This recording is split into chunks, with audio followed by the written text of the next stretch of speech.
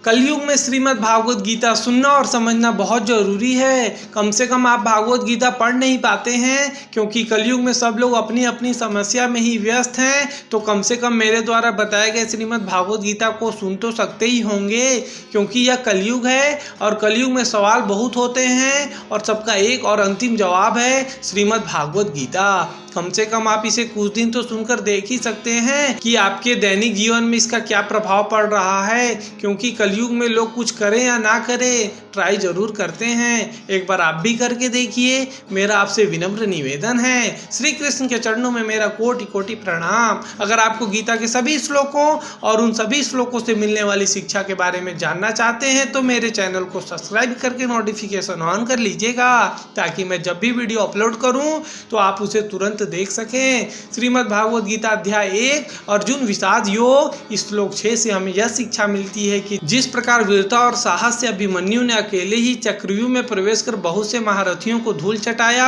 ठीक उसी प्रकार हमें भी अपने जीवन के चक्रव्यूह को समझते हुए कदम उठाना चाहिए। एक गलत कदम उठाए जाने पर हमें भारी नुकसान का सामना और कभी कभी जान से भी हाथ धोना पड़ सकता है। दूसरी शिक्षा यह मिलती है कि महाभारत युद्ध में दुर्योधन अन्याय और असत्य की लड़ाई लड़ रहा था और इस अन्याय और असत्य के खिलाफ सभी योद्धा धर्म, सत्य और न्याय की रक्षा के लिए तत्पर थे।